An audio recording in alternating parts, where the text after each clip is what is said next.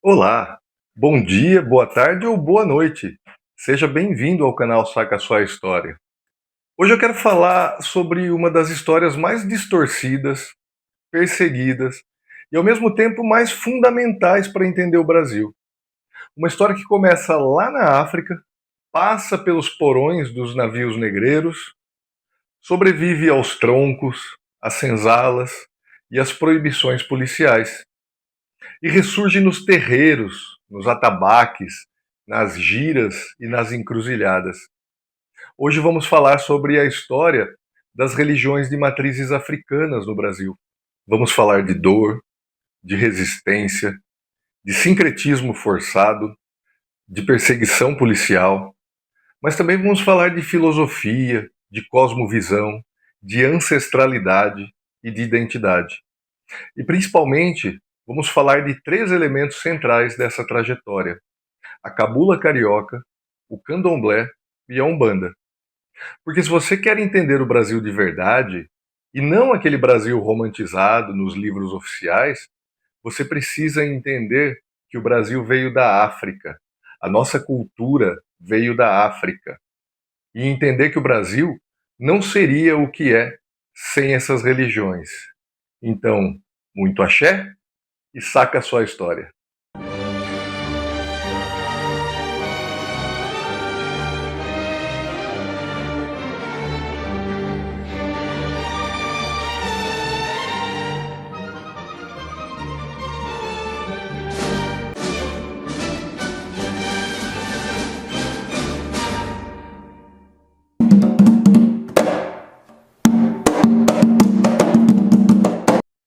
Antes de existirem o Brasil, o tráfico atlântico ou o sistema escravista, já existiam civilizações africanas complexas, estruturadas e profundamente espiritualizadas.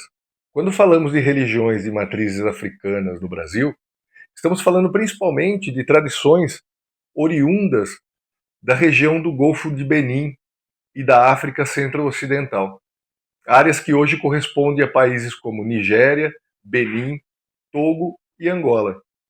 Entre esses povos estavam os Iorubás, os Igegês e os Bantus. Os Iorubás desenvolveram um sistema religioso mais sofisticado na África Ocidental, o culto aos orixás. Na cosmologia iorubá, existe um deus supremo, Olorum ou Olodumare, criador do universo. Mas o contato com o mundo se dá sempre através dos orixás. Os orixás são forças da natureza divinizadas, são arquétipos, são energias vivas. Oxum é o rio e a fertilidade. Ogum é o ferro e a tecnologia. Xangô é o trovão e a justiça. Iemanjá é o mar e a maternidade. Oxóssi é a caça e o conhecimento. Cada orixá é, ao mesmo tempo, natureza e personalidade. Não é uma religião de adorar deuses distantes. É uma religião de integração com o mundo, com o lugar onde vivemos, com a nossa ancestralidade, com a natureza. A natureza não é um recurso, ela é sagrada. E aqui já começa uma diferença profunda em relação à mentalidade europeia colonial. Enquanto a Europa cristã enxergava o mundo como algo a ser dominado, explorado, convertido, os povos africanos viam o mundo como algo a ser equilibrado.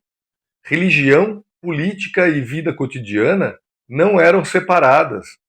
Não havia uma igreja como instituição isolada. Havia a comunidade, havia ancestralidade e havia continuidade. E foi essa cosmovisão que atravessou o Atlântico à força.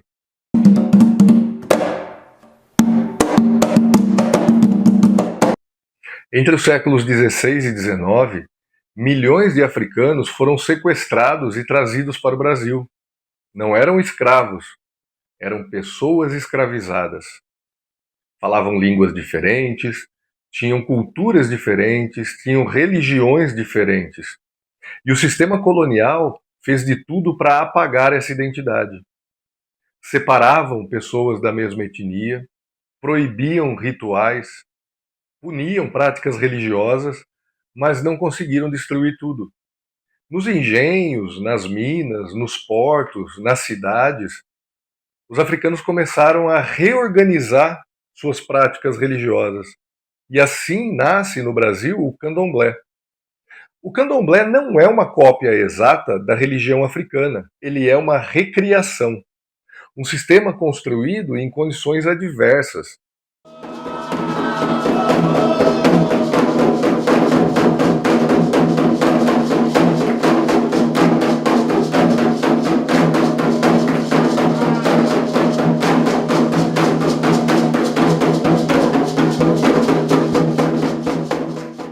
Na Salvador do século XIX, surgem casas fundamentais, como o Ile Axé Iá Nassooká, conhecido como Casa Branca do Engenho Velho.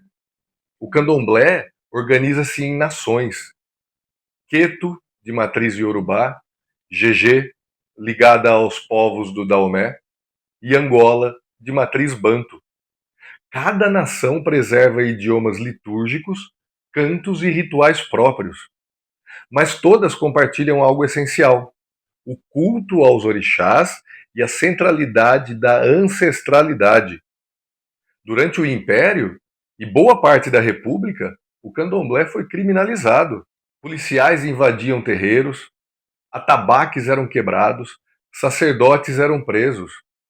O Código Penal de 1890 enquadrava práticas afro-religiosas como curanderismo ou feitiçaria. O Estado brasileiro perseguiu sistematicamente essas religiões, mas elas resistiram. E resistiram porque eram mais do que religião. Eram identidade, eram memória e eram um território simbólico.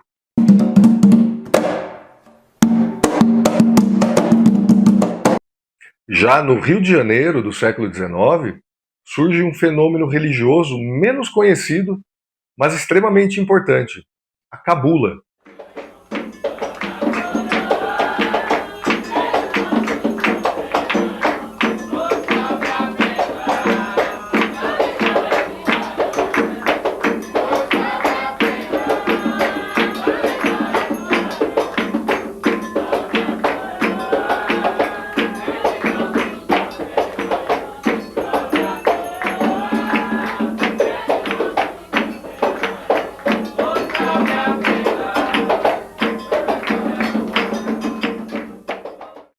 A chamada cabula carioca era uma prática religiosa de matriz banto, profundamente marcada por elementos africanos centro-ocidentais, especialmente de Angola. Ela misturava culto a espíritos, elementos de ancestralidade e práticas de invocação. Nisso ela se difere do candomblé. Era uma religião urbana e isso é muito importante, porque o Rio de Janeiro era a capital do império, centro do poder político, centro da repressão. A cabula não era apenas um culto espiritual, era também um espaço de organização social. E isso assustava as autoridades.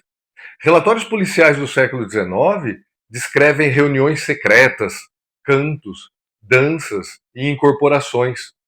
Mas esses relatos estão carregados de preconceito. Chamavam os praticantes da cabula de perigosos, de fanáticos, de subversivos.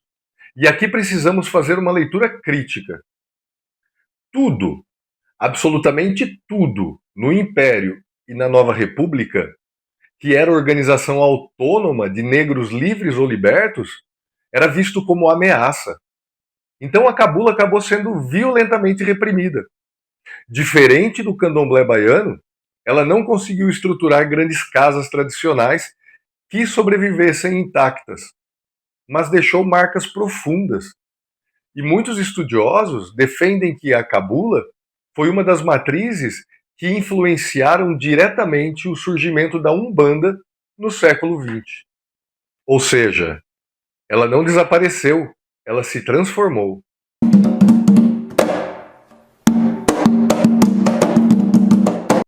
No início do século XX, no Rio de Janeiro, surge uma nova religião. Em 1908, Segundo a tradição umbandista, uma das muitas tradições umbandistas, o médium Zélio Fernandino de Moraes incorporou o caboclo das Sete Encruzilhadas e anunciou a fundação da Umbanda.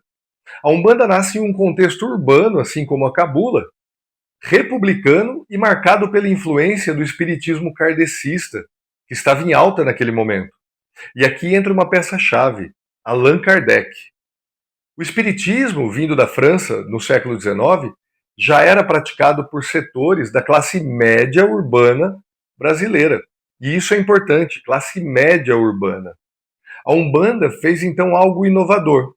Ela misturou elementos do candomblé, da cabula, do catolicismo popular e do espiritismo. Na Umbanda, os orixás permanecem, mas muitas vezes não são incorporados diretamente. Quem incorpora são os espíritos. Algumas dissidências de Umbanda permanecem com o culto orixá, assim como o candomblé, o que é chamado de Umbanda traçada. Os espíritos que eram incorporados eram caboclos, pretos velhos, crianças e exus. A Umbanda é uma religião profundamente brasileira, porque ela coloca no centro da espiritualidade figuras marginalizadas da história oficial. O indígena na figura do caboclo, o negro escravizado na figura do preto velho, o malandro, a pombagira. A Umbanda reorganiza a hierarquia espiritual e cria uma cosmologia acessível à população urbana. Ela cresce rapidamente nas décadas de 1920, 1930 e 1940. E, diferentemente do candomblé, consegue dialogar mais facilmente com a sociedade branca urbana, justamente por incorporar elementos do espiritismo europeu. Mas isso acaba gerando algumas tensões. Há disputas internas e há processos de branqueamento simbólico da Umbanda. Há tentativas de afastar a Umbanda de suas raízes africanas para torná-la mais aceitável socialmente. E mesmo assim, a perseguição continua. Terreiros são invadidos durante o período do Estado Novo, e ainda hoje isso acontece. Objetos sagrados são apreendidos, a polícia mantém fichas sobre sacerdotes. O racismo religioso nunca deixou de existir.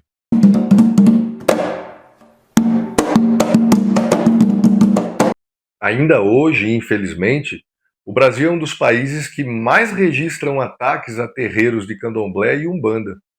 Intolerância religiosa não é acidente, ela é herança. Herança de um país que foi construído sobre a escravidão. Mas também devemos lembrar que é herança de resistência. As religiões de matrizes africanas sobreviveram ao tráfico atlântico, sobreviveram ao império, sobreviveram à República Velha, sobreviveram à ditadura e permanecem vivas, mais fortes do que nunca, nos terreiros, nas populares festas de Iemanjá, nos atabaques, nas giras de Umbanda. E atenção, estudar essas religiões não é estudar folclore, é entender o Brasil profundo, é entender que a identidade brasileira é africana, queira ou não a elite. Porque sem a África não há Brasil.